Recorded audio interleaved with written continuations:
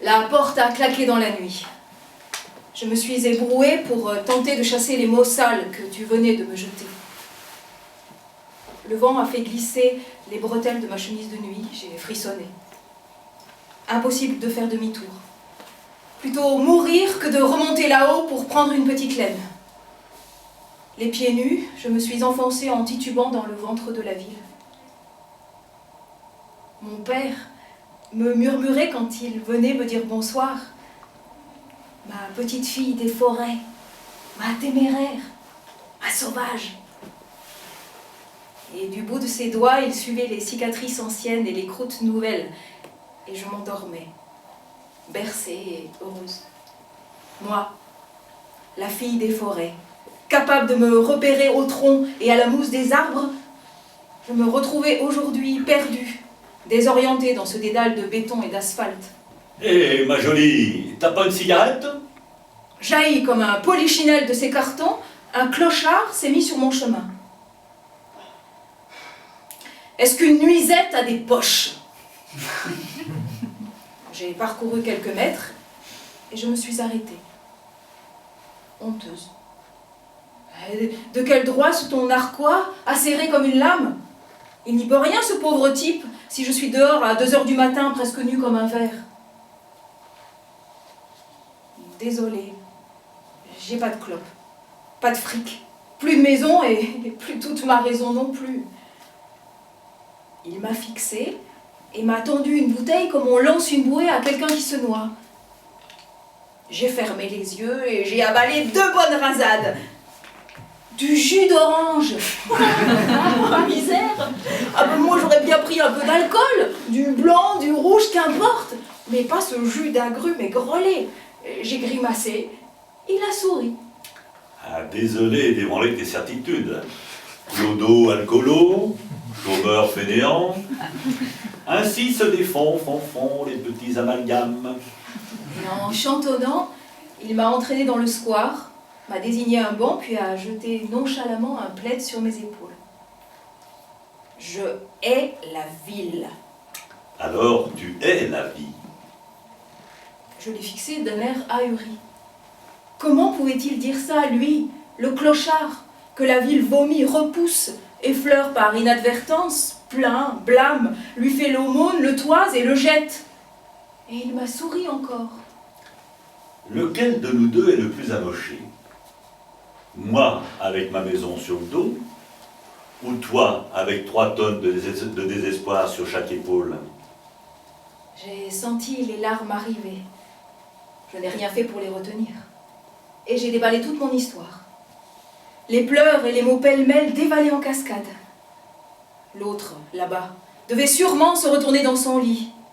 Mais c'est lui qui m'a arraché à mon hameau en briques en tuiles rouges, mon bocage, ma petite épicerie tabac, presse boulangerie et ma kermesse d'automne sur la place pavée. Lui qui, à coups de mots enjôleurs, a fait sortir la brebis du bois pour la livrer au tumulte. Bravo. Et aujourd'hui, il me traitait comme un objet dont on fait le tour, mais que l'on garde sous le coude, parce qu'il peut encore servir. Une bonne à tout faire. Ménage, courses, amour, dans le même panier.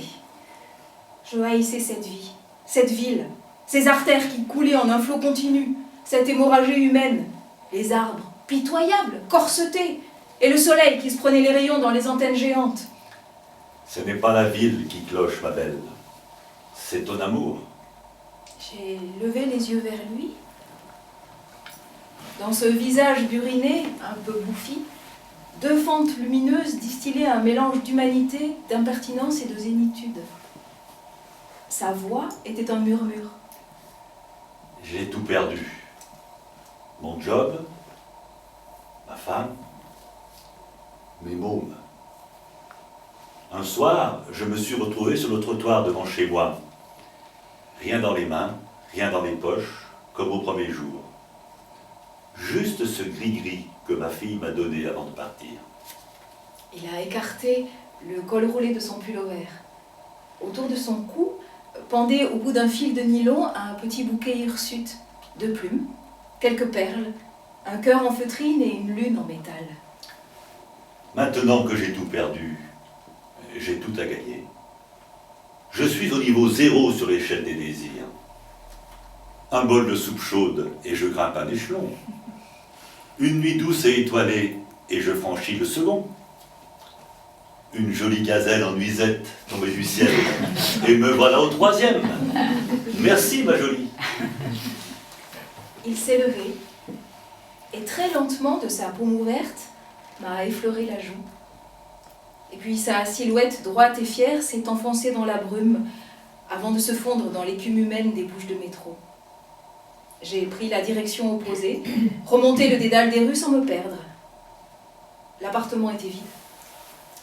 Dans la cuisine, dernier cri, vintage pour les hypocrites, kitsch pour les amis, le tableau blanc effaçable à sec affichait ces quelques mots griffonnés à la hâte. N'oublie pas les courses pour le dîner avec mon boss ce soir. J'ai saisi le crayon rageuse, puis je l'ai reposé.